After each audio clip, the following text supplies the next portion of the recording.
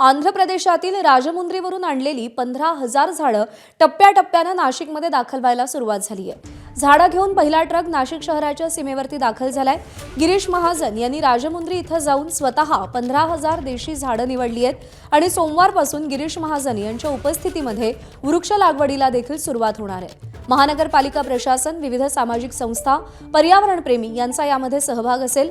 शहराच्या वेगवेगळ्या भागामध्ये या झाडांची लागवड केली जाणार आहे। वड, पिंपळ, निंब, जांभूळ या झाडांची लागवड होणार आहे। आधी 15,000 झाडांचं वृक्षारोपण होणार आहे आणि त्यानंतर तपोवन परिसरातल्या झाडांचा निर्णय घेतला जाईल। मुकुल कुलकर्णी आपल्याला या सगळ्या संदर्भात अधिक अपडेट देतील। मुकुल, आंध्र प्रदेशातील झाडांचा पहिला ट्रक हा नाशिकच्या सीमेवरती दाखल झालेला आहे। आता वृक्षारोपणासाठी कशी मोहीम हाती घेतली जाणार आहे?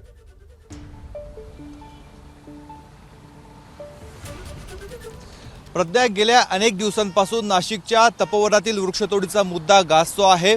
त्यामुळे पालिका प्रशासन त्याचबरोबर कुंभमेळा मंत्री गिरीश महाजन यांनी निर्णय घेतला, आधी नाशिक शहरामध्ये जवळपास 15,000 वृक्षारोपण करायचं, कारण जेवढी झाडं तोडावी लागणार त्याच्या एका झाडाच्या तुलनेमध्ये 10 झाडं लावण्याचा निर्णय हा घेण्यात आलेला होता।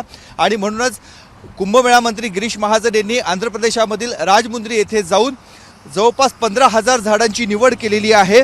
त्यामध्ये सर्व देशी स्वरूपाची झाडं आहेत, जेणेकरून पर्यावरणाचा समतोल राहील, पक्ष्यांचं देखील तिथे वास्तव्य असेल, अशा स्वरूपाची झाडं निवडण्यात आली। आपण बघतोय पहिलं ट्रक आता दाखल झालेलं आहे। यामध्ये काही आंब्याची झाडं आहेत, जांभळाची झाडं आहेत, देशी प्रजातीची झाडांचा पहिला ट्रक, साधारणतः एका ट्रकमध्ये 400 झाडं ही आलेली आहेत। हा ट्रक जवळपास 1100 किलोमीटरचं अंतर पार करून आज नाशिकच्या सिन्नर टोल नाक्यापर्यंत येऊन पोहोचलेला आहे आणि इथून पुढे नाशिकच्या मखमलाबाद परिसरामध्ये जाऊन महापालिकेच्या रोपवाटिकेमध्ये हा ट्रक उतरवला जाईल। पहिला ट्रक आज येतो आहे। कालांतराने साधारणतः आज सायंकाळी आणि उद्या दिवसभरामध्ये इतर ट्रक येतील आणि सोमवारपासून या वृक्षांची नाशिक शहराच्या विविध भागामध्ये लागवड केली जाणार आहे। ज्यावेळेस कुंभमेळा मंत्री गिरीश महाजन यांनी नाशिक शहरातील साधुग्राममध्ये पाहणी केलेली होती, त्यांनी त्यावेळेस देखील सांगितलेलं होतं की नाशिकमध्ये कुंभमेळा साधुग्रामच्या उभारणीसाठी काही झाडं तोडावी लागतील, अनावश्यक झाडं ही तोडली जाणार नाही।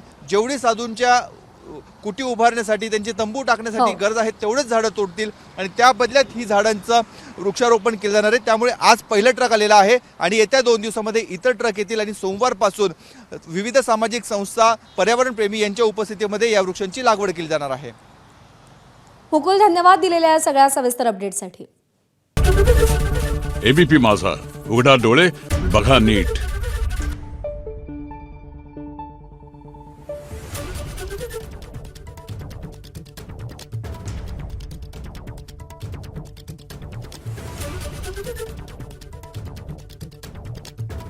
Thank you.